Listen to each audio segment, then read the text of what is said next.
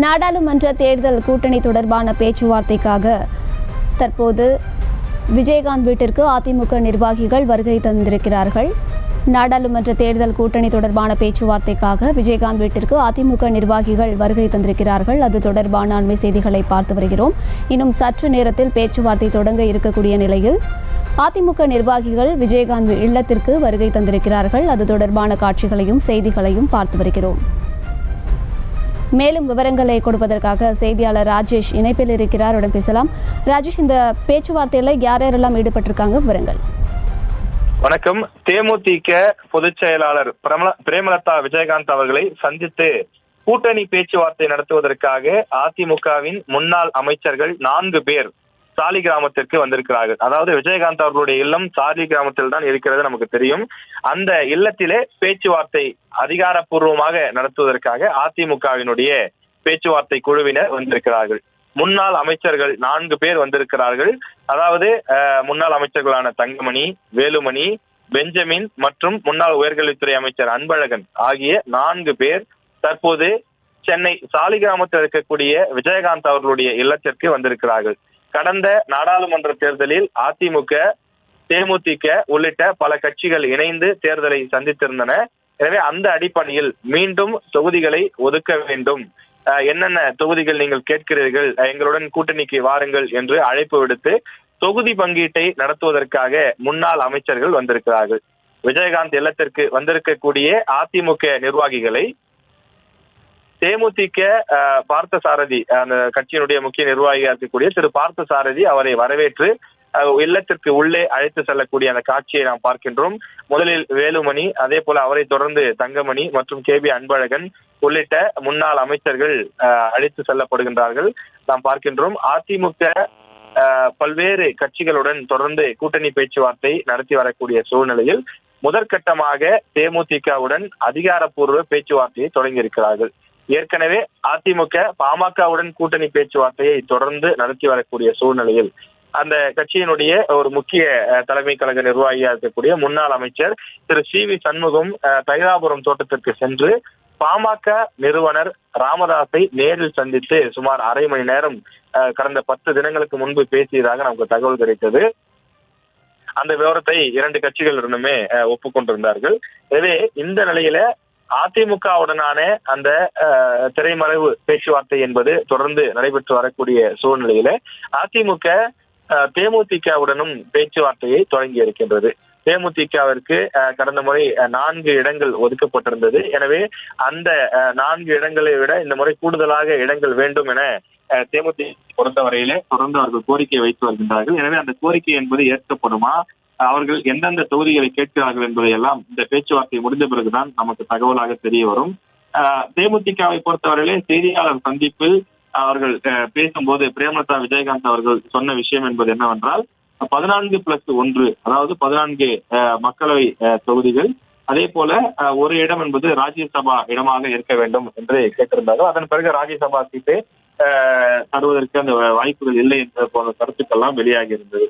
இந்த நிலையிலேதான் 2019 நமக்கு தெரியும் 4 இடங்களிலே தேமுதிக போட்டியிட்டு இருந்தது. அதாவது வடசென்னை, கள்ளக்குறிச்சி, திருச்சி மற்றும் விருதுநகர் ஆகிய 4 இடங்களிலே அதிமுக கூட்டணியில் தேமுதிக போட்டியிட்டு இருந்தது. இந்த நிலையிலேதான் இன்று மீண்டும் பேச்சுவார்த்தை நடத்துவதற்காக அதிமுகவினர் தேமுதிகவிடம் வந்திருக்கிறார்கள். இந்த பேச்சுவார்த்தை தற்போது அதிகாரப்பூர்வமாக தொடங்கி இருக்கிறது.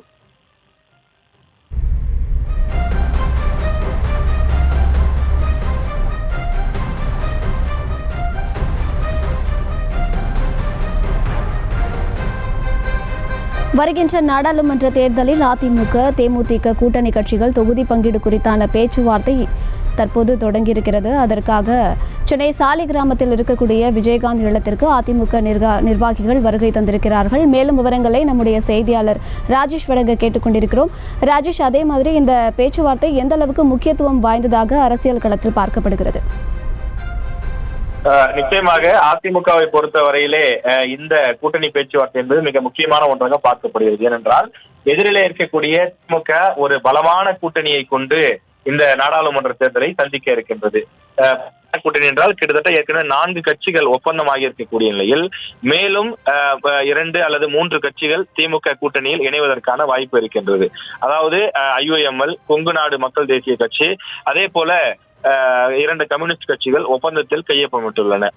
இன்னும் 2-3 தினங்களில் மதிமுக, அதே போல VCK உள்ளிட்ட கட்சிகளும் ஒப்பந்தத்தில் கையொப்பமிடும் என எதிர்பார்க்கப்படும் நிலையில் காங்கிரசுடன் சேர்த்து மக்கள் நீதி மையமும் உள்ளே வருவதற்கான வாய்ப்புகள் இருப்பதாக கூறப்படுகின்றது. எனவே இப்படிப்பட்ட ஒரு பலமான திமுக கூட்டணி களத்தில் இறங்கக்கூடிய நிலையில், எனவே அவர்களை எதிர்த்து போட்டியிடக்கூடிய அதிமுகவும் ஒரு பலமான கூட்டணியை கட்டமைக்க வேண்டும் என திட்டமிடுகிறார்கள். எனவே அதற்காகத்தான் வெளியில் இருக்கக்கூடிய 2 பிரதான கட்சிகளாக இருக்கக்கூடிய முக்கியமாக பாமகவும், அதே போல தற்போது 1% மேல் வாக்கு வங்கி வைத்திருக்கக்கூடிய தேமுதிகவும் கூட்டணிக்குள் கொண்டு வர வேண்டும் என முயற்சி செய்கிறார்கள். தேமுதிகவினுடைய அந்த வாக்கு வங்கி என்பது குறைவாக இருந்தாலும் கூட பரவலாக அனைத்து தொகுதிகளிலுமே தேமுதிகவுக்கு என்று ஒரு வாக்கு வங்கி இருக்கின்றது. எனவே ஒரு சில தொகுதிகளில் குறைவான வாக்குகள் வித்தியாசத்தில், அதாவது 5000 வாக்குகள், 4000 வாக்குகள் வித்தியாசத்தில் எல்லாம் வெற்றி வாய்ப்புகள் பறிபோய் இருக்கக்கூடிய சூழ்நிலையை நாம் பார்க்கின்றோம். அது உள்ளாட்சி தேர்தலாக இருந்தாலும், சட்டமன்ற தேர்தலாக இருந்தாலும், நாடாளுமன்ற தேர்தலாகவும் 2000, 3000 வாக்குகள் கூட ஒரு தொகுதியினுடைய வெற்றி தோல்வியை தீர்மானிக்கக்கூடிய வாக்குகளாக இருக்கின்றது. எனவே அந்த அடிப்படையில் தேமுதிகவை பொறுத்தவரையில் அவர்கள் பல தொகுதிகளிலே கணிசமான வாக்குகளை வைத்திருக்கிறார்கள். அந்த வாக்குகள் 2 தரப்பிலும் வெற்றி தோல்வியை தீர்மானிக்கக்கூடிய வாக்குகளாக இருக்கிறது. எனவேதான் தேமுதிகவை அதிமுக கூட்டணிக்குள் கொண்டு வந்தால் அது சில தொகுதிகளில் அதிமுகவினுடைய வெற்றி வாய்ப்பை உறுதிப்படுத்தும் என அதிமுக தலைமை நம்புகிறது. அந்த அடிப்படையில் தான் இந்த பேச்சுவார்த்தை என்பது ஒரு முக்கியத்துவம் வாய்ந்த ஒன்றாக பார்க்கப்படுகிறது. அதே நேரத்தில் திமுகவை பொறுத்தவரையிலே எப்படி ஒரு வலிமையான ஒரு கூட்டணியை கட்டமைத்திருக்கிறார்களோ அதே போல எதிர்கட்சியா இருக்கக்கூடியவர்கள், அதாவது அதிமுக மற்றும் பாஜக என 2 அணிகளாக அவர்கள் இந்த முறை தனித்தனியாக பிரிந்து போட்டியிடுகிறார்கள்.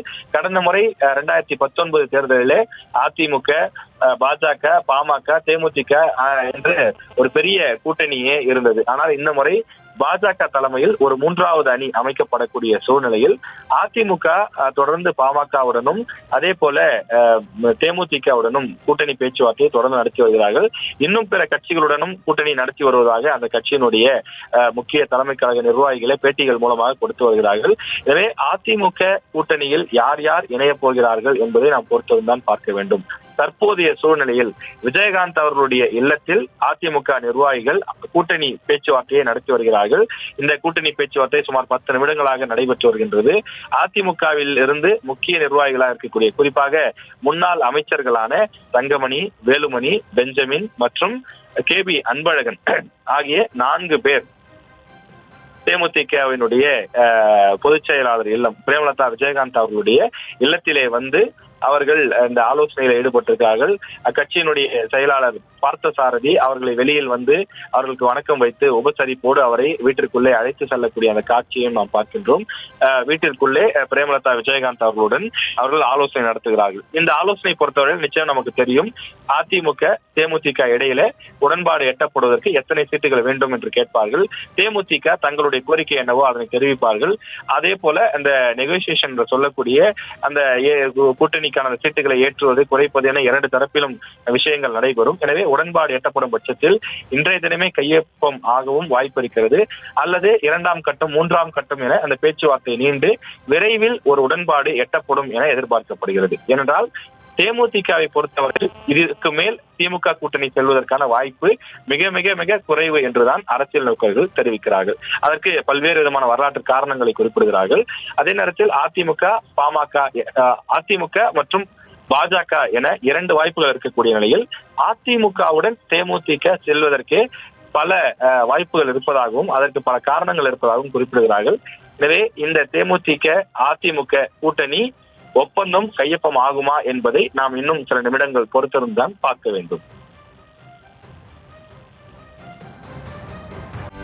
செய்திகளை உடனுக்குடனும் துல்லியமாகவும் தெரிந்து கொள்ள சப்ஸ்கிரைப் பண்ணுங்க.